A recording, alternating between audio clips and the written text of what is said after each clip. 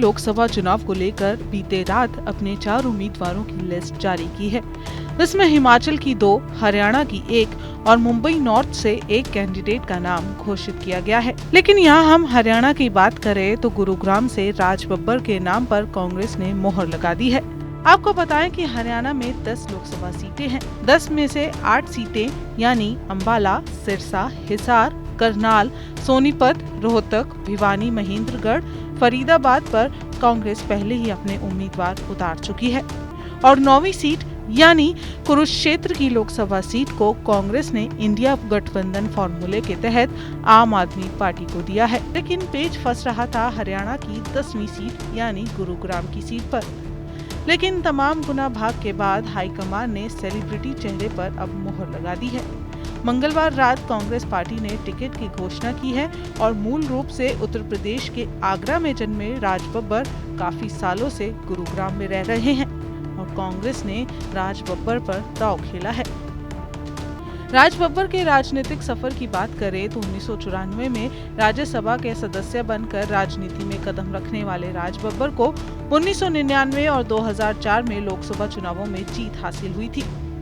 वहीं 2006 में उन्हें समाजवादी पार्टी से निलंबित भी किया गया। 2008 में कांग्रेस में वो शामिल हुए और 2009 में यूपी के फिरोजाबाद से लोकसभा चुनाव जीता। यूपी कांग्रेस के प्रदेशाध्यक्ष भी वो रहे हैं और 3 बार लोकसभा और 2 बार राज्यसभा सदस्य भी। गुरुग्राम लोकसभा सीट पर भाजपा की ओर से उनका मुकाबला राव इंद्रजीत से है। आपको बताएं, राव इंद्रजीत अपना नामांकन पहले ही दर्ज करवा चुके हैं, जबकि कांग्रेस का प्रत्याशी नामांकन शुरू होने के बाद उतारा है और अब 25 मई को हरियाणा में वोटिंग है। तो ऐसे में राज बब्बर के पास बहुत कम समय प्रचार प्रसार के लिए पड़ा है। आपको बताएं कि राज बब्बर अभिनेता होने के साथ साथ पंजाबी चेहरा भी हैं, जो उनकी सबसे बड़ी स्ट्रेंथ है और इसके साथ साथ वो एंटी इनकम्बेंसी का सहारा भी। लेकिन इस समय राज बब्बर के आगे सबसे बड़ी चुनौती है कि बब्बर गुरुग्राम से पहली बार लोकसभा के लिए चुनाव लड़ने वाले हैं। लेकिन चुनाव में बहुत कम समय बचा है और 20 दिनों में पूरा हलका कवर करना आसान नहीं है। कैप्टन अजय यादव का साथ मिलना भी इस समय मुश्किल हो गया है, क्योंकि गुरुग्राम सीट पर अजय यादव और राज बब्बर में मुकाबला था।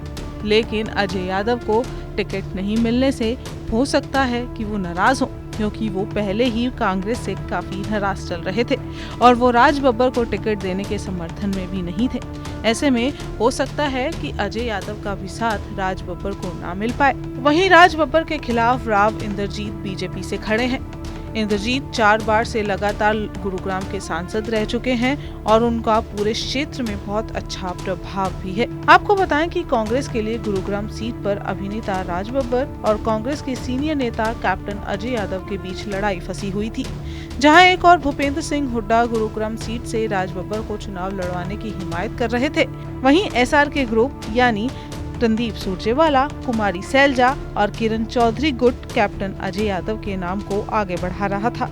लेकिन इस सीट पर हुड्डा गुट का दबदबा फिर से देखने को मिला है। अजय यादव कांग्रेस के वरिष्ठ नेताओं में से एक हैं, लेकिन राज बब्बर की भी लोकप्रियता कम नहीं है। ऐसे में आला कमान के लिए गुरुग्राम के लिए उम्मीदवार तय कर पाना काफी मुश्किल हो चुका था, क्योंकि पूर्व मंत्री कैप्टन अजय सिंह यादव टिकट कटने की आशंका के बीच पहले ही पार्टी से नाराज चल रहे थे।